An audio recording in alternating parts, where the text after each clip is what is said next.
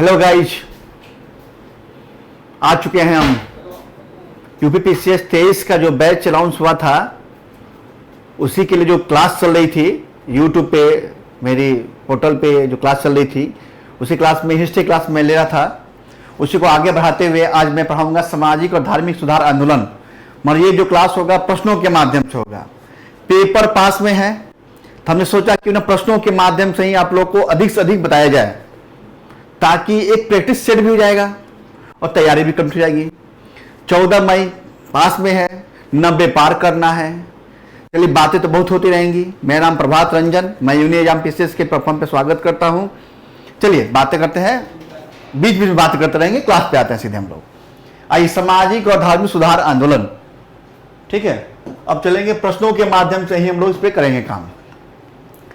जो भी प्रश्न लाए गए हैं, जो पूछे गए हैं, किसी न किसी स्टेट से पूछे गए प्रश्न है वही लाए गए हैं, उसी के माध्यम से पूरा बताया जाएगा आप लोग को। सामाजिक धार्मिक सुधार आंदोलन, पहला प्रश्न है कथन और कारण का।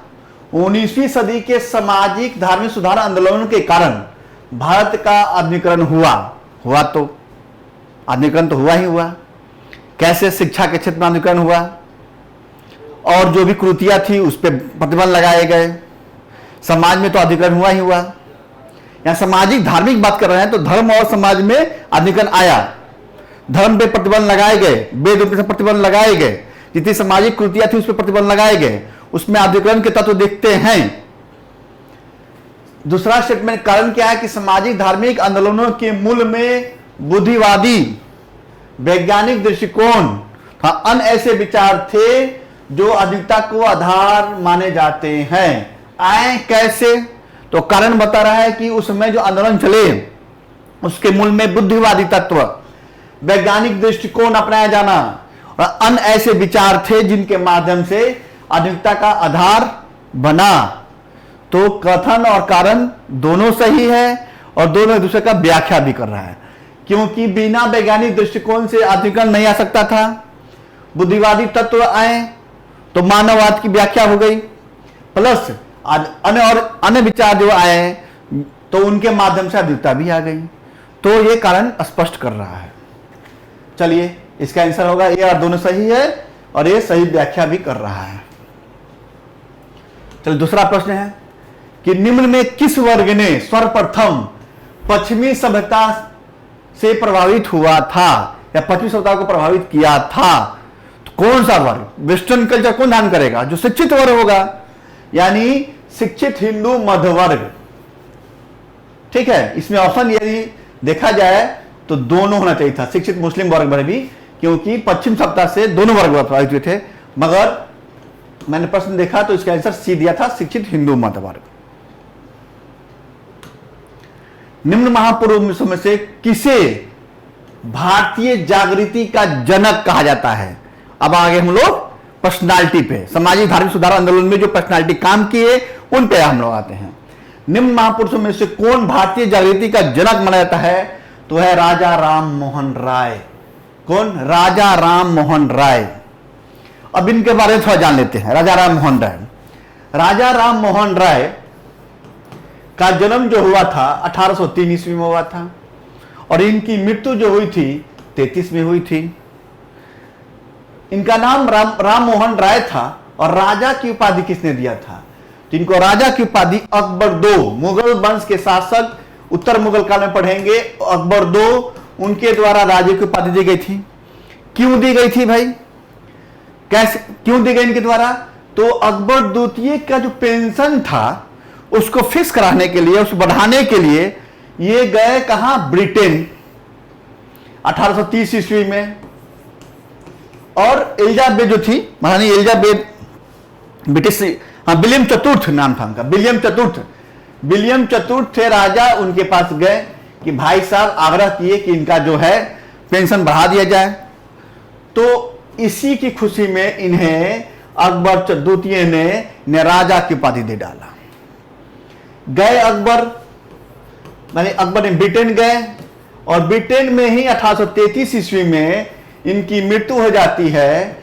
और कहां? ब्रिस्टल में। ब्रिस्टल पूछा गया प्रश्न है, इनकी मृत्यु कहां हुई है? तो ब्रिस्टल में 1833 ईस्वी में, और यही इनकी समाधि बन जाती है।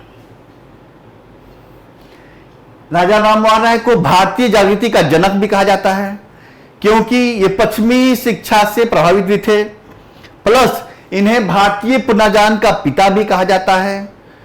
अतीत और इन्हें राष्ट्रवाद का पैगंबर, भारतीय राष्ट्रवाद का पैगंबर भी कहा जाता है। अतीत और भविष्य के मध्य सेतु के काम करने वाले भी कहा गया है इनको। सुनते रहिए क्या क्या कहा गया है। भारतीय पुनर्जागरण का पिता, भारतीय जागृति का जनक और भारतीय राष्ट्रवाद का पैगंबर कहा गया है। अतीत और भविष्य के मध्य सेतु के काम करने वाले कहा गया है।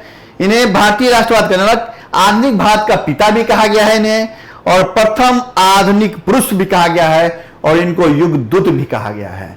इतनी उपाधियां दी गई है, और यूपी में प्रश्न पूछता है कि भारतीय पुनर्जागरण के पिता किसे कहा जाता है, तो है कौन? राजा राम मोहन राय। ठीक है, चलिए अभी देखते हैं नेक्स्ट प्रश्न में। भारत का प्रथम आधुनिक पुरुष किसे कहा गया, तो राजा राम मोहन राय को।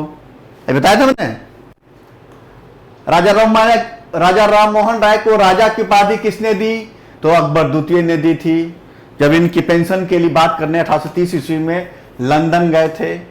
किनके पास? विलियम चतुर्थ के पास। राजा राम मोहन राय की समाधि कहां पे है, तो ब्रिस्टल इंग्लैंड में। 33 में इनकी मृत्यु हो गई और इंग्लैंड में ही इनका समाधि बन गया।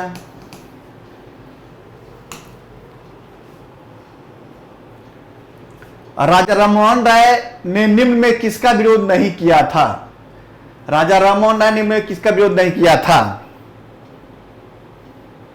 तो इन्होंने पश्चात शिक्षा का विरोध नहीं किया था। इन्होंने किसका? पश्चात शिक्षा का, क्योंकि ये पश्चात शिक्षा के समर्थक थे।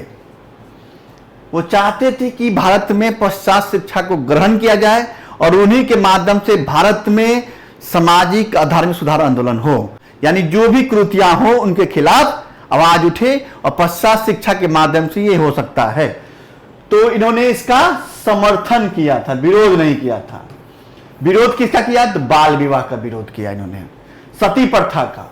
और सती प्रथा के विरोध के चलते ही, इन्हीं के चलते, विरोध के चलते 1829 ईस्वी में विलियम बेंटिक द्वारा अधिनियम 5, अधिनियम 15, सॉरी,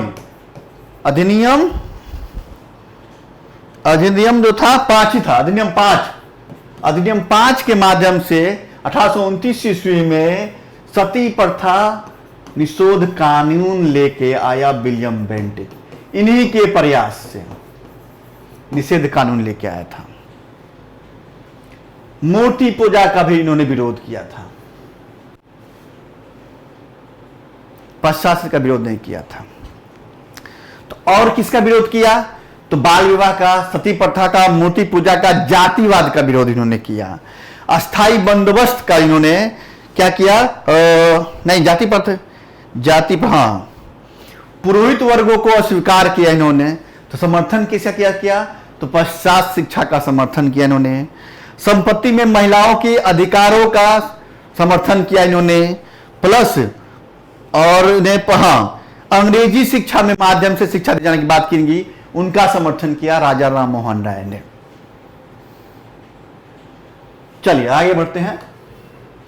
निम्न में से किसे राजा राम मोहन राय के धार्मिक और सामाजिक विचारों के विरोध में आरंभ किया था? वो था समाचार चंद्रिका।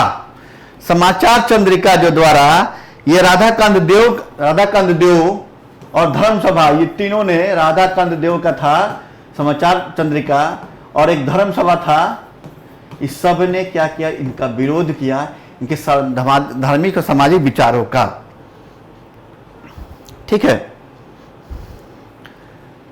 चलिए, राधाकांत देव, धर्म सभा और समाचार चंद्रिका, ये तीनों ने विरोध किया था। इनके धार्मिक सामाजिक विचारों का क्या किया? विरोध में आरंभ किया था समाचार चंद्रिका, बाकी लोगों ने विरोध भी किया था इन्होंने।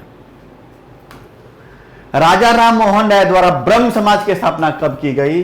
तो राजा राम मोहन राय द्वारा 1828 इसमें ब्रह्म समाज की स्थापना की गई। 1828 में ब्रह्म समाज की स्थापना की गई इनके द्वारा। अब यही देख लेते हैं, पहले ब्रह्म समाज से पहले देखते हैं कि राजा राम मोहन राय और क्या काम किए। तो इन्होंने 1815 ईस्वी में राजा राममोहन राय द्वारा 1815 ईस्वी में एक आत्मीय सभा की स्थापना कर डाला। 15 में आत्मीय सभा की स्थापना कर डाला, आत्मीय सभा की स्थापना कर डाला, जिसमें उन्होंने एकेश्वरवाद मत का क्या किया, समर्थन किया था, यानी आदि के प्रचार की बात की थी। इसके माध्यम से, आत्मीय सभा के माध्यम से एकेश्वरवाद मत का प्रचार किया इन्होंने। इसके बाद इन्होंने क्या किया, 1821 ईस्वी में और 22 ईस्वी में इन्होंने 1821 ईस्वी में बांग्ला भाषा में संवाद कॉमेडी, 1821 ईस्वी में बांग्ला भाषा में संवाद कॉमेडी, एक क्या हुआ, संवाद कॉमेडी जो पत्रिका थी उनका ये इन्होंने क्या किया, निकाला। और इसी में सती प्रथा का विरोध किया था, सती प्रथा का विरोध शुरू किया इसी पत्रिका के माध्यम से। उसी तरह 1822 ईस्वी में इन्होंने मिरातुल अखबार जो था 1822 ईस्वी में फारसी भाषा में निकाला था। कौन, मिरातुल अखबार जो है, मिरातुल अखबार जो है 1822 ईस्वी में ये फारसी भाषा का था, वो निकालना शुरू कर दिया इन्होंने, यानी सभी भाषाओं के ज्ञान। ठीक है। उसी तरह फारसी भाषा में इन्होंने एक तोहाते उल, क्या नाम था, तोहाते उल मुआदीन, तोहाते उल मुहाउद्दीन,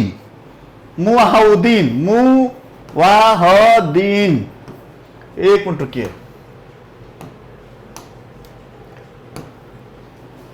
फारसी भाषा में इन्होंने क्या किया, तोहात उल मुहाउद्दीन नामक, मुहाउद्दीन नामक इन्होंने क्या किया, एक फारसी भाषा में एक बुक भी लिखा था। और इसी में उन्होंने एकेश्वरवाद की, ये बोलते हैं इसको एकेश्वरवादियों के लिए उपहार, एकेश्वरवादियों के लिए उपहार,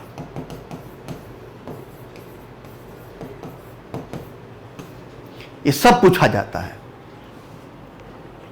ठीक है।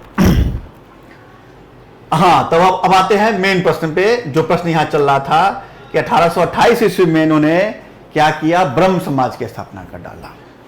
और ब्रह्म समाज की स्थापना इन्होंने कहा किया, कलकत्ता में किया था, कलकत्ता में किया था। ब्रह्म समाज में के बारे में कहा जाता है कि ब्रह्म समाज, पहले एक प्रश्न आगे भी है, देख लीजिए कि ब्रह्म समाज का सिद्धांत आधारित था किस पे, ब्रह्म समाज का सिद्धांत किस पे आधारित था, तो वेद पे आधारित था, एक देववाद पे आधारित था। और इसमें वेद उपनिषद मानव विवेक तर्क शक्ति पर फोकस किया गया था। मानव विवेक, उपनिषद, वेद और मानव विवेक तर्क शक्ति पर, मानव विवेक तर्क शक्ति पर फोकस किया गया था। किसका, ब्रह्म समाज का सिद्धांत, इनका आधार था। मानव विवेक तर्क शक्ति, वेद, उपनिषद, इनका आधार था ये। ठीक है। ब्रह्म समाज के बारे में कहानी क्या है कि 1843 ईस्वी में इसे देवेंद्रनाथ टैगोर जुड़ते हैं, देवेंद्रनाथ टैगोर जुड़ते हैं। उसके पहले इनके पिता भी जुड़े थे। और देवेंद्रनाथ टैगोर ने 1839 ईस्वी में तत्वबोधि सभा की स्थापना कर डाला था। तत्वबोधि सभा, तत्वबोधनी, देखते इधर लिख देते हैं, तत्वबोधनी, कलर चेंज कर लेते हैं, तत्वबोधनी सभा की स्थापना किया। और तत्वबोधनी नामक पत्रिका निकला, तत्वबोधनी नामक पत्रिका भी निकाला था। कौन, ये देवेंद्रनाथ टैगोर। और 43 में इसे जुड़ गई है। इसके कुछ समय बाद 1865 ईस्वी में, 1800, ये ब्रह्म समाज के बारे में कहा रहा है, 1865 ईस्वी में इससे जुड़े कौन, केशव चंद्र सेन, केशव चंद्र सेन। और इन्हें क्या किया कि इन्हें मुखिया बना दिया देवेंद्रनाथ टैगोर ने, किसका, ब्रह्म समाज का। नहीं 65 नहीं, सॉरी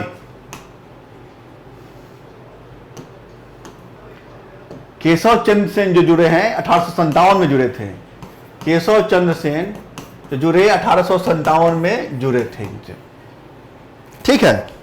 1865 ईस्वी में विवाद हुआ इस पे।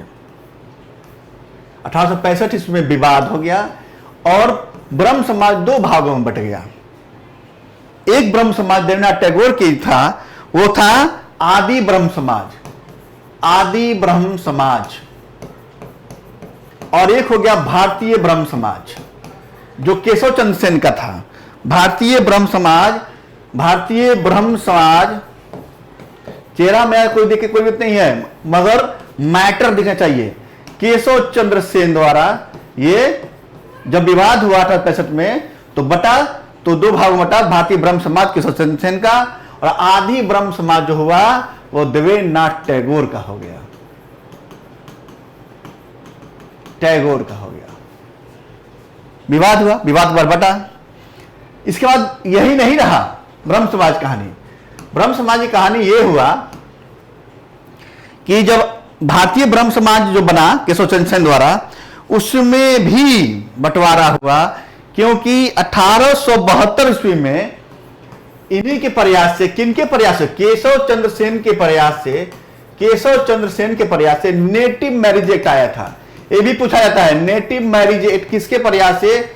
नेटिव मैरिज एक्ट 1872 में केशव चंद्र सेन के प्रयास से आया था, जिसमें गर्ल्स एंड बॉय का शादी का जो उम्र था वो बॉयज का 18 और गर्ल्स का 14 था। मगर कुछ समय बाद ही केशव चंद्र सेन ने इसी नियम का उल्लंघन किया और अपनी बिटिया का ब्याह जो अल्पवयस्क थी उसकी शादी जो 14 वर्ष से कम थी कूच बिहार के राजा से कर दिया। तब क्या हुआ कि इनके द्वारा जो भारतीय ब्रह्म समाज था इसमें फूट पड़ गया और कुछ लोग कहे कि अपने नियम का खुद उल्लंघन कर रहे हैं। तो 1878 ईस्वी में क्या हुआ कि इसे एक पाठ निकला 1878 ईस्वी में, जो क्या कहा गया, उसका साधारण ब्रह्म समाज कहा गया। साधारण ब्रह्म समाज बना, साधारण ब्रह्म समाज बना, जिसमें आनंद मोहन बोस, शिवनाथ शास्त्री लोग का नाम आता है। आनंद मोहन बोस और शिवनाथ शास्त्री का नाम आता है। ठीक है। ये रहा ब्रह्म समाज का पूरा चीज है। यहां पे ब्रह्म समाज का आधार क्या, सिद्धांत क्या था? एकवाद पे था, वेद पे था, मानव तर्क बुद्धि पे था, तर्कशक्ति पे था। ये पूरी कहानी ब्रह्म समाज की रही। चलिए आगे है प्रश्न, ब्रह्म समाज के बारे में आ गया। ब्रह्म समाज के बारे में कौन सा कथन सही है? इसने मूर्ति पूजा का विरोध किया। इसने धार्मिक ग्रंथों के व्याख्यान के लिए इसने पुरोहित वर्ग को अस्वीकार किया, ने बता दिया था पहले ही।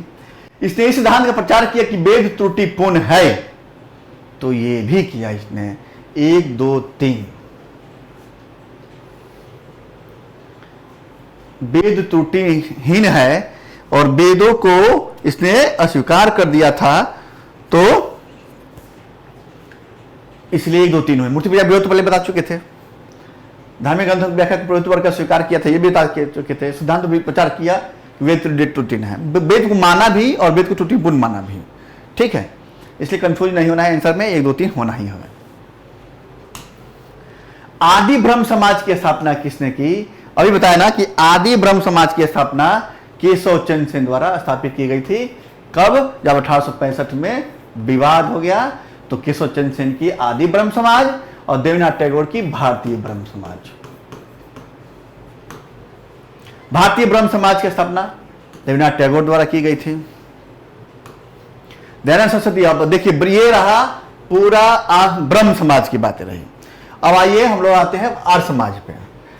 दयानंद सरस्वती ने द्वारा आर्य समाज की स्थापना, कौन समाज की स्थापना की गई थी? तो आर्य समाज की, क्योंकि ब्रह्म समाज राजा राम मोहन राय द्वारा, प्रार्थना समाज महागोविंद रानडे द्वारा, और बहुजन समाज तो जानते ही हैं आप लोग। ठीक है, तो आर्य समाज की स्थापना कब की गई? तो आर्य समाज की स्थापना 1875 ईस्वी में, 1875 ईस्वी में मुंबई में दयानंद सरस्वती द्वारा, मुंबई में दयानंद सरस्वती द्वारा किया गया था।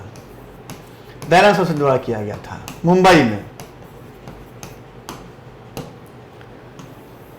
अब आइए दयानंद सरस्वती के बारे में थोड़ा जानकारी ले लें कि ये आर्य समाज के माध्यम से ये क्या क्या काम किए। तो आर्य समाज के माध्यम, इनका मूल नाम क्या नाम था? इनका मूल नाम मूल शंकर। इनका मूल नाम था मूल शंकर। मूल शंकर नाम था इनका। किनका? दयानंद सरस्वती का। और इन्होंने क्या किया? पहले सबसे पहले एक स्लोगन है, वेदों की ओर लौटो। ये दयानंद सरस्वती का ही है, वेदों की ओर लौटो।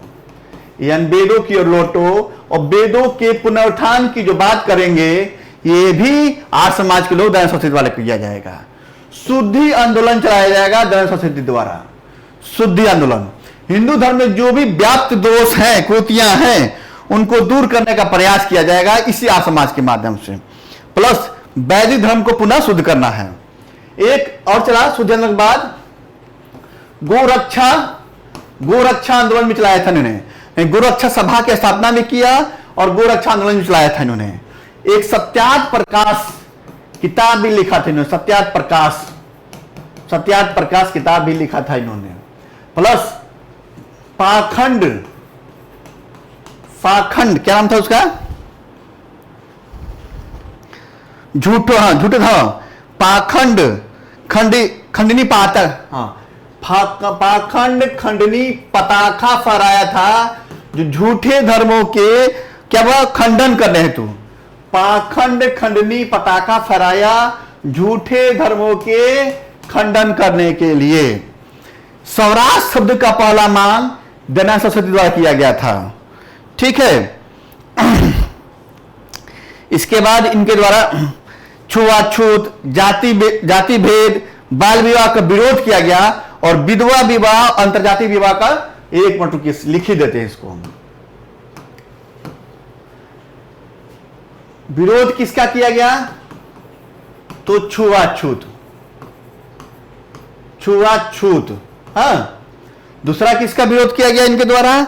जाति भेद, जाति का सबने भेद किया और बाल विवाह का विरोध किया इन्होंने।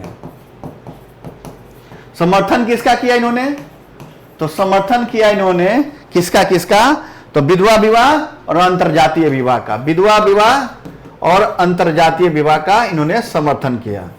अंतरजातीय विवाह का समर्थन किया था इन्होंने। किसने? दयानंद सरस्वती ने। ठीक है। और इनके गुरु थे बिरजानंद। इनके गुरु कौन थे? गुरु थे बिरजानंद थे।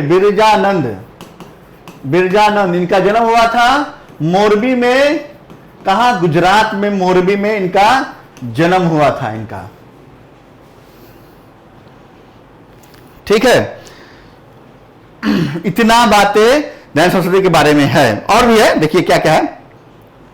स्वदेशी और हिंदी का कोई समर्थन करने वाला हुआ तो पहला व्यक्ति तो यही हुए। प्रथम संगठन कौन था? आर्य समाज द्वारा ही स्वदेशी और हिंदी का समर्थन किया। नहीं, प्रथम संगठन था जिन्होंने समर्थन किया था आर्य समाज द्वारा। ठीक है। अद्वैत मत खंडन, वेद भाष्य भूमिका लिखे दयानंद सरस्वती द्वारा। एक मिनट लिख ही देते हैं। अद्वैत मत खंडन, वेद भाष्य भूमिका, ये सब बुक इनके द्वारा लिखी गई थी। और इन्होंने कहा कि जाति को, वन व्यवस्था को कर्म आधार पे, इसलिए जातिवाद का इन्होंने क्या विरोध भी किया था? जातिवाद को, यानी जाति जो होगा, वन व्यवस्था जो होगा, कर्म के आधार पे होगा। आर्य समाज की स्थिति यह रही, आर्य समाज की स्थिति कि बाद में आर्य समाज बढ़ भी जाता है। आर्य समाज एक कहा हुआ कि शाकाहारी लोग और मांसाहारी लोग। तो शाकाहारी और मांसाहारी, जो शाकाहारी लोग थे वो गुरुकुल कांगड़ी में एक हरिद्वार में बढ़ता है गुरुकुल की स्थापना कर डाला उन्होंने। गुरुकुल की स्थापना कर डाला, हरिद्वार में पड़ता है। 1902 ईस्वी में यह स्वामी श्रद्धानंद द्वारा स्थापित कर दिया गया। इसको दो भाग में स्वामी श्रद्धानंद। आज भी गुरुकुल परंपरा है, गुरुकुल स्कूल है, गुरुकुल यूनिवर्सिटी है। दूसरा जो हुआ, जो लाहौर में मांसाहार लोग जो हुए, ये कॉलेज की स्थापना कर दी है, कॉलेज स्कूल बना है। जो आजकल डीएवी स्कूल जो चल रहा है, डीएवी दयानंद एंग्लो विद्यालय जो है इन्हीं का देन है। मांसाहार लोग वर्ग थे वो अपना कर लिया स्थापना, और इसकी स्थापना 1886 ईस्वी में हुई। 1886 ईस्वी में हुई। इसमें लाला हंसराज का, लाला हरदयाल का सबका नाम आता है, लाजपत राय का भी नाम आता है, क्योंकि लाला हंसराज द्वारा, लाला हंसराज द्वारा। ठीक है, ये आर्य समाज की कहानी पूरी रही। अब आइए प्रश्न पे। देखिए आ गया, वेदों का पुनरुत्थान का श्रेय किसे है? तो दयानंद सरस्वती को है। भारत का मार्टिन लूथर किसे कहा जाता है? तो दयानंद सरस्वती को, स्वामी दयानंद सरस्वती को कहा जाता है। सत्याग्रह प्रकाश की रचना किसने की थी? तो दयानंद सरस्वती ने। राजा राममोहन राय तो मिरातुल अखबार, संवाद कुमैदी,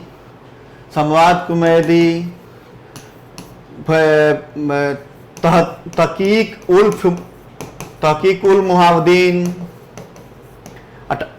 आत्मीय सभा की स्थापना किया राजा राममोहन राय ने। और क्या किया राजा राममोहन ने? इन्होंने ब्रह्म समाज स्थापित किया। उसी तरह जब महात्मा विवेकानंद पढ़ेंगे हम लोग तो रामकृष्ण मिशन की स्थापना किया इन्होंने। इनके गुरु रामकृष्ण परमहंस थे, सब बताया जाएगा आगे। नीचे दिए कथन है, एक कथन एक दूसरे कथन के कारण बताया है। आर्य समाज आंदोलन हिंदुओं में आत्मविश्वास और आत्मनिर्भरता प्रदान किया कि वेदों के पुनरुत्थान के बाद, शुद्धि आंदोलन के बाद, गौरक्षा सभा की बात किया था, और झूठे धर्मों के प्रति खंडना पतिका फैलाया था, खंडना पताका फैलाया था। आर्य समाज आंदोलन ने श्वेत जाति का श्रेष्ठ विश्वास की जड़ों को कमजोर किया, श्वेत जाति के श्रेष्ठ विश्वास को कमजोर किया। ये तो ये जो है श्वेत जाति के श्रेष्ठ विश्वास को कमजोर किया। हाँ किया ही, आत्मविश्वास बढ़ाया और श्वेत जाति के श्रेष्ठता में विश्वास को जड़ों को कमजोर किया। ऐसा नहीं कुछ कह सकते हम लोग, ऐसा कहना उचित नहीं है।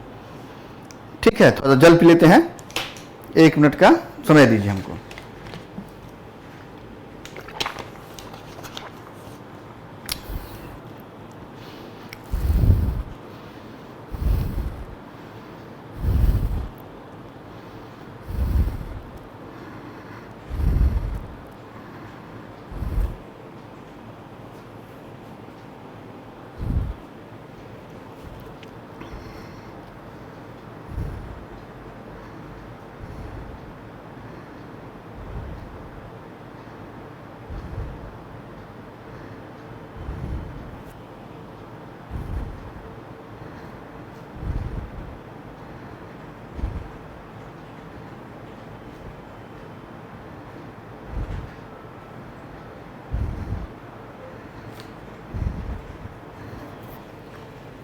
देखिए इसका आंसर जो होगा 1 और 2 सही है, और आए सही व्याख्या नहीं करता है।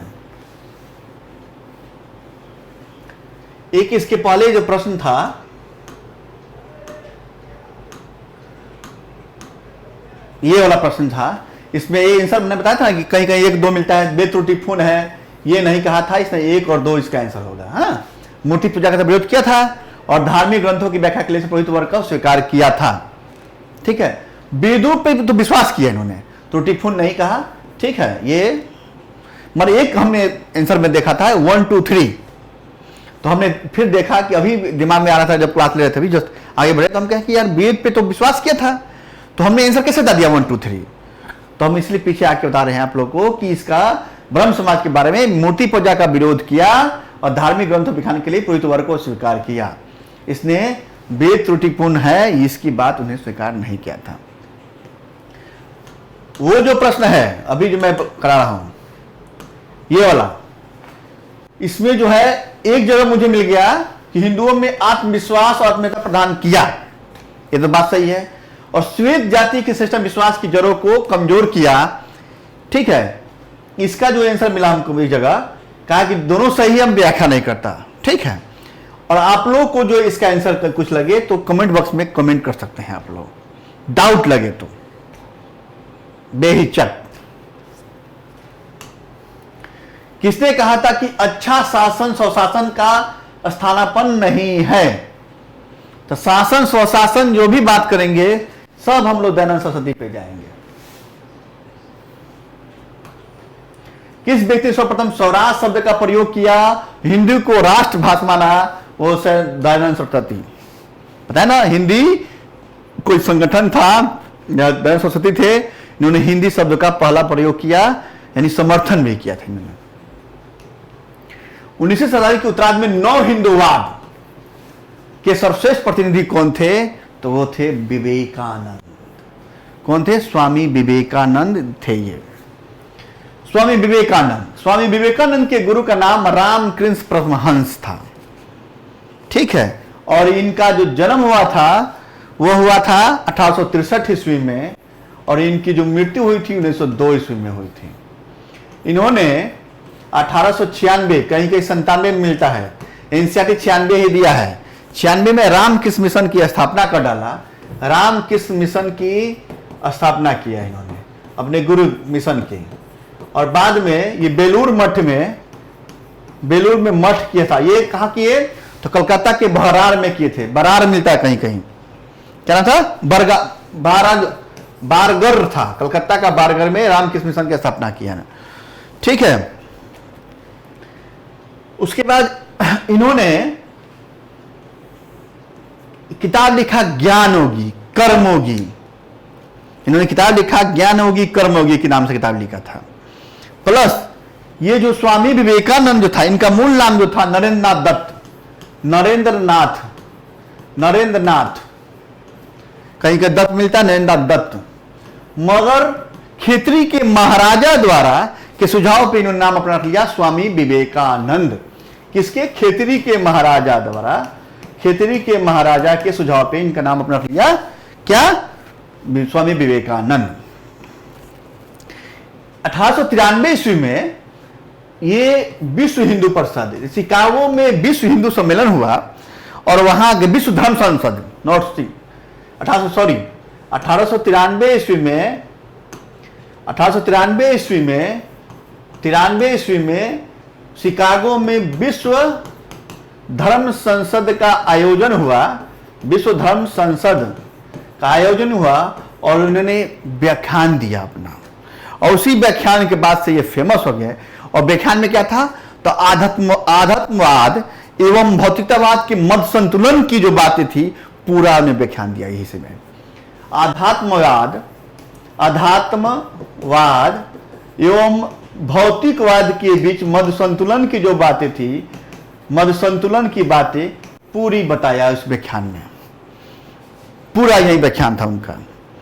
इसीलिए इनको 19वीं शताब्दी का क्या कहता है? नव हिंदूवाद का जनक कहा जाता है। चलिए,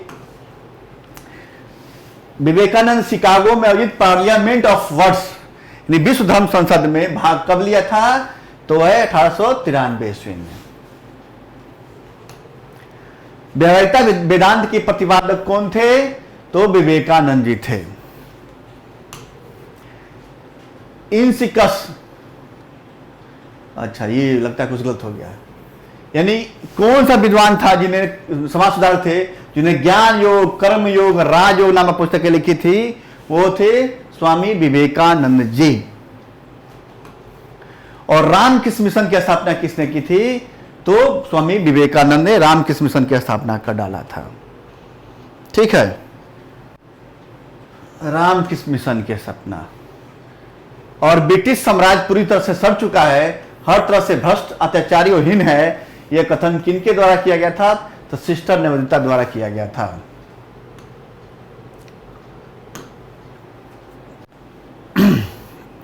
अब देखिए, एनी बेसेंट जो थी, मॉडर्न में आएंगे तो होम रूल आंदोलन चलाया था। होम रूल आंदोलन चलाया था 1917 ईस्वी में। बाल गंगाधर तिलक थे, 1 अगस्त 1920 को मृत्यु। पहला व्यक्ति जो थे, और इन केसरी मराठी नाम से पत्रिका निकाला था। शिवाजी महोत्सव, गणेश महोत्सव का आयोजन शुरू किया था। उग्रवादी दल के थे, उग्रवादी मतलब ये उग्रवादी थे कांग्रेस में, उसमें उस दल के थे। कभी कांग्रेस के अध्यक्ष नहीं बन पाए, असुरनंद देख नहीं पाए, इनके बारे में कहा जाता है। चलिए अब है कि थोड़ा सा यही जिक्र और कुछ कर लेते हैं। सबसे पहले कि कौन विवेकानंद जी को और क्या काम किया उन्होंने। तो 1899 ईस्वी में पेरिस में 1899 ईस्वी में पेरिस में Congress of history of religions, Congress of history of religions में भी भाग लिया था इन्होंने। प्लस वेदांत मिरर का वेदांत विचार का प्रचार किया और वेदांत सोसाइटी का स्थापना न्यूयॉर्क में किया था उन्होंने 1896 में। वेदांत विचार का प्रचार किया और वेदांत सोसाइटी की स्थापना 1886 कब 1896 ईस्वी में न्यूयॉर्क में किया था। यह पूछा गया प्रश्न है, ये सब न्यूयॉर्क में किया था इन्होंने। और सुभाष चंद्र बोस इस विवेकानंद को क्या बोलते हैं? आधुनिक भारत के राष्ट्रीय आध्यात्मिक पिता। क्या बोलते हैं? आधुनिक भारत के राष्ट्रीय आध्यात्मिक पिता कौन बोलते हैं? सुभाष चंद्र बोस द्वारा कहा जाता है इनके बारे में। चलिए, प्रार्थना समाज की स्थापना किसने की? प्रार्थना समाज की स्थापना 1867 ईस्वी में आत्माराम पांडुरंग द्वारा किया गया था। आत्माराम पांडुरंग द्वारा किया गया था। ठीक है, इसमें आरजी भंडाकर भी थे, महादेव गोविंद रानडे भी थे, महादेव गोविंद रानडे भी थे और जो 1870 ईस्वी में शामिल हो गए थे। कहीं कहीं ये जो होता है, और इसके किसके प्रेरणा स्रोत के आधार पे और केशव चंद्र के प्रेरणा से ये इस समाज की स्थापना हुई थी आत्माराम पांडुरंग द्वारा। एमजी रानडे जो थे ये महादेव गोविंद रानडे ये शामिल हुए और 1817 ईस्वी में इन्होंने पूना सार्वजनिक सभा की स्थापना कर डाली। पूना सार्वजनिक सभा की स्थापना कर डाली। इन्होंने विधवा आश्रम स्थापित किया, विधवा आश्रम भी स्थापित किया था। मैं विधवाओं के शिक्षा, विधवाओं के कल्याण पे ज्यादा जोर दिया इन्होंने। अछूतों, दलितों, पीड़ितों को दशा सुधारने में काम किया था। और इन्हें महाराष्ट्र का सुकरात भी कहा जाता है। इन्हें महाराष्ट्र का सुकरात भी कहा जाता है। इन्हें सुकरात भी कहा जाता है इन्हें। ठीक है, और रानडे और क्या किए? विधवा आश्रम, विधवा पुनर्विवाह एसोसिएशन की भी स्थापना इन्होंने किया था। और इन्हीं के शिष्य गोपाल कृष्ण गोखले 1905 ईस्वी में इनके शिष्य जो हुए गोपाल कृष्ण गोखले 1905 ईस्वी में क्या किए? सर्वश्रेष्ठ ऑफ इंडिया सोसाइटी की स्थापना कर डाला। सर्वश्रेष्ठ ऑफ इंडिया सोसाइटी की स्थापना कर डाला। इंडिया सोसाइटी की स्थापना कर डाला।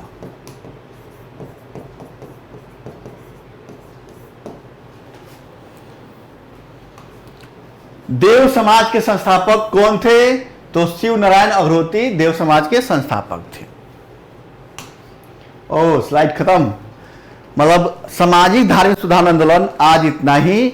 अगले क्लास में बाकी बच्चे, अभी तो आर्य समाज पढ़ाए हैं, रामकृष्ण मिशन पढ़ाए हैं, अभी तो मुस्लिम धार्मिक आंदोलन अलग है, पार्सियन अलग है, दलित आंदोलन अलग है। ठीक है, प्लस महिलाओं की बात भी की जाएगी, कौन कौन नियम लाया गया सब पढ़ाया जाएगा प्रश्नों के माध्यम से, ताकि आप लोग को याद हो जाए। क्योंकि इससे प्रश्न हर साल एक प्रश्न हर साल आते हैं।